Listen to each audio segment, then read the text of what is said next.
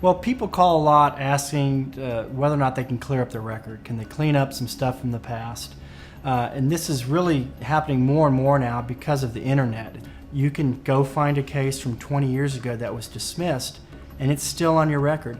Now, because of the internet, it's very quick, it's very cheap, and very easy to find these things. Moreover, employers have become much more sophisticated in their human resource departments. So something that might have been confidential or never come up in a job interview or a background check about 15 years ago is coming up now. What most people don't understand is if you have a case that was dismissed, you still have a criminal record, and that record is permanent unless you do something about it. For instance, if I had a DWI case 10 years ago and the case got dismissed, unless I went out and actually got the case expunged and erased through a court of law, that DWI arrest and the charge against me remains on my record forever. Well, there are three kinds of ways to clear a record. It depends on what you're trying to clear. In a juvenile case, there are no expunctions. You must go to the court where the case was handled and petition that court to have the record sealed. Now, if your child went through that proceeding in the last couple of years, you may have been told that there's an automatic sealing and no need to go through any more processes, that everything's done and it's fine. And that's simply not true. It's important to go through a court-ordered sealing, which is different than the automatic sealing that you get at the end of a juvenile case.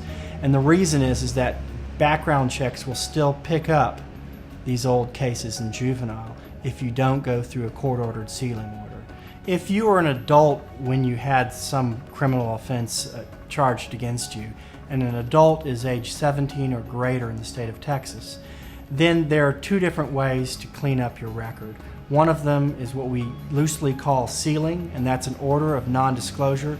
Courts are able to seal successfully completed probations if it was a deferred adjudication.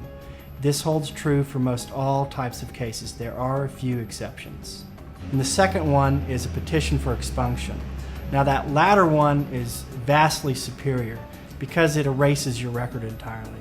The sealing or the non-disclosure order does what it sounds like. They may not disclose the fact that there's a case out there.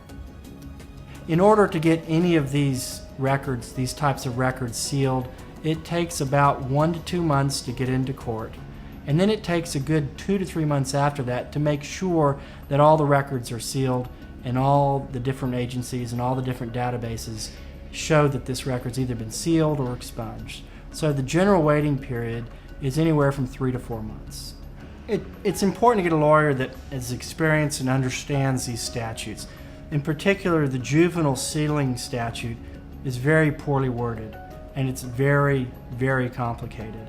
However, with experience and doing this quite a few times, I understand it and I know how I can apply it best to my client's situation. Some people come in asking, can I do this myself? And I say, I don't know. Depends on how you understand the situation or not. But I think for the most part, it's important to get an experienced lawyer to make sure it's done right. Make sure it's done right the first time.